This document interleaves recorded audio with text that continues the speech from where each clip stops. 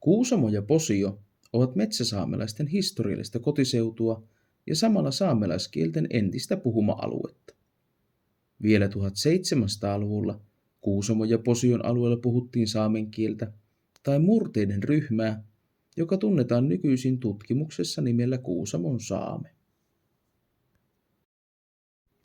Tämä kitka- ja maanselän saamelaisten puhuma kieli luetaan tavallisesti keminsaamelaisten kielten yhteyteen, vaikka äänehistoriallisesti sillä on vain vähän yhtymäkohtia muihin entisen Kemin-Lapin alueella puhuttuihin saamelaiskieliin, kuten sen pohjoiseen naapurikieleen Kuolajärven saameen. Tutkitun kielijäämistön perusteella Kuusamon saame lähestyi enemmän Venäjällä puhuttuja itäsaamelaisia kieliä, kuten Kiltinen saamea, Akkalan saamea ja Turjan saamea. Kielellä on ollut huomattavia yhteyksiä myös Iijoen alajuoksun sekä Kainuun sammuneisiin saamelaiskieliin. Vaikka Kitka- ja Maanselän siidojen eli Lapinkylien alueella puhuttua kieltä ei varsinaisesti koskaan taltioitu, siitä on olemassa muutamia kirjallisia merkintöjä historiallisissa asiakirjoissa, kuten veroluetteloissa, rajankäyntikirjoissa ja käräjäkuntien tuomiokirjoissa. Niiden sisältämä kieliaineisto on valtaosin muinaissaamelaisia henkilönimiä sekä saamenkielisiä ja saamelaisperäisiä paikannimiä. Aineistosta arvokkaimpia ovat maanmittari Olf Treskin Kemin-Lapin kartta ja rajankäyntiasiakirjat vuodelta 1642, jotka sisältävät useita Kitka- ja Maanselän saamelaisten saameksi nimeämiä paikannimiä Kuusamon ja Posion alueelta. Arvokasta nimiaineistoa on tavoitettu myös Kuusamon käräjäkunnan tuomiokirjoista 1700- ja 1800-luvuilta. Tuomiokirjojen anti on erityisen arvokasta siksi, että niissä esiintyvä nimistö on hävinnyt runsaasti ennen karttanimien keräämistä ja kokoamista 1900-luvulla, ja joskus käräjäaineistossa esiintyvät nimet ovat lähempänä alkuperäisiä saamelaisia alkumuotoja. Alueen saamelaisperäinen paikannimistä onkin tutkimuksen merkittävin lähdeaineisto. Tätä aineistoa on koottu asiakirja-aineiston lisäksi myös Kotuksen paikannimikokoelmista ja Maanmittauslaitoksen karttanimmistöstä. Kartoista ja kokoelmista puuttuvaa vanhaa nimistö on kerätty talteen myös vanhemman ikäpolven kuusamolaisilta ja posiolaisilta. Kieliaineiston perusteella Kuusamon saame käsitti 3 murretta: Kitkan, Pohjois-Kuusamon ja Maanselän murteet. Kitkan siidan murre oli näistä laajimmalla alueella puhuttu ja vanhakantaisin. Sitä puhuttiin etelässä Taivalkosken Koitijärvelle, idässä Jormuaan ja Rukajärvelle asti, lännessä Posionjärveltä Peräposiolle sekä Suolijärven seudulle. Pohjois-Kuusamon murre oli luultavasti kielen myöhäisvaiheessa lähentynyt pohjoisempana puhuttuja keminsaamelaisia kieliä ja käynyt läpi monia yhteisiä ääntenmuutoksia Kuolajärven saamen kanssa. Koetut ääntenmuutokset olivat nähtävästi juuri Kuolajärven saamen välityksellä alueen kieleen omaksuttuja. Tätä murretta puhuttiin Kuusamon Kallungin, Käylän, Vuotungin ja Tavajärven ympäristössä. Eriytyneitä Maanselän murretta puhuttiin Kuusamojärven, Muojärven ja Irnijärven ympäristössä sekä Taivalkosken itäosissa. Sen äänekehityksellä on myös tiettyjä yhtymäkohtia Akkalan ja Turjan saamen kanssa. Yllä esimerkkisanoja Kuusamon saamen eri murteista Kuolajärven saameen ja Kiltinen saameen rinnastettuna.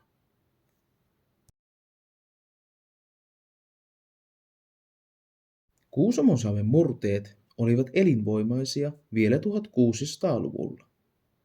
Kuitenkin saman vuosisadan loppupuolella alueelle syntynyt voimakas suomalainen uudisasutus, suuret kuolonvuodet ja niiden seurauksena syntynyt Kitka- ja Maanselän saamelaisten syvä ahdinko heikensivät nopeasti kielen asemaa. Nälänhädän, kuolemien ja poismuuton seurauksena kieltä puhuvien saamelaisperheiden määrä alueella romahti 1700-luvun alussa vain 7 perheeseen. Pieneksi vähemmistöksi jääneet alkuperäissukujen perheet kaksikielistyvät uuden suomenkielisen yhteisön sisällä ja alkoivat puhua saamen sijasta hiljalleen suomea. Myös ainoastaan suomeksi tapahtunut kirkollinen opetustyö ja saamen kieltä kohtaan ilmenneet kielteiset asenteet yhteisössä ja seurakunnassa vaikuttivat nekin kielen vaipumiseen. Kappalainen Nils Fellman mainitsee laatimassaan Kemijärven kappeliseurakunnan kuvauksessa vuonna 1747, että saamelaiset Kuusamossa ja Kemijärvellä ovat alkaneet puhua suomea ja että Kuusamossa hän on tavannut enää ainoastaan muutamia saamelaismuoreja, jotka ymmärsivät saamea. Miten tämä kielitaito oli ilmennyt Fellmanille vierailukäynnillä Kuusamossa, ei Fellman erikseen mainitse, mutta vanhempien kitkansaamelaisten on epäilemättä täytynyt käyttää kieltä keskenään Fellmanin kuullen. Nuoremmat kitkansaamelaiset sukupolvet eivät ilmeisesti enää hallinneet kieltä tai ainakaan halunneet käyttää kieltä julkisesti papin kuullen, varsinkin kun Nils Fellmanin tiedetään suhtautuneen nihkeästi saamen kielen käyttöön. Mitä enemmän saamen kieli taantuu, sitä enemmän kansa edistyy tiedoissa ja taidoissa, Nils Fellman kirjoittikin saman seurakunnan kuvauksen yhteydessä. Kuusamon apulaispappi Elias Laakus kirjoittaa Kuusamon seurakunnan kuvauksessaan vuonna 1770, että Kuusamossa puhutaan enää vain suomea, rajaseudulla Karjalaa.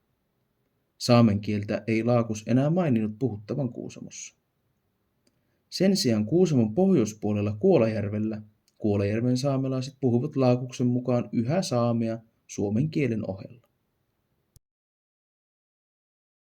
Nykyisessä tutkimuksessa Kuusamosaame on onnistuttu luokittelemaan nykysukulaistensa rinnalle ensimmäisenä Lapin maakunnan eteläpuolen saamelaiskielistä. Aineisto on myös valottanut saamelaisten historiallisia yhteyksiä, auttaen Kuusamon ja Posion alueen saamelaisten historian ja kulttuurin tutkimusta. Tutkimus toimii myös vertailukohteena Kemi ja Kuolan Niemimaan saamelaisten historialle. Tutkimustyö Kuusamonsaamen suhteen jatkuu yhä. Niukka aikalaisaineisto ja kielioppia koskevien tietojen puuttuminen eivät mahdollista Kuusamonsaamen kokonaista ennallistamista, mutta tutkimus voi tarjota yhä varovaisia näytteitä kuusamolaisten ja posiolaisten saamelaisten esivanhempien puhumasta saamen kielestä. Seuraavaksi sananäytteitä Kuusamon saamesta. Jaure, lantto, kaave, suolloi, kaarkko, suntte, kuolle, maanjehk, shaapahk, soavvel, vuosko, suoinne, hoasse, kortse,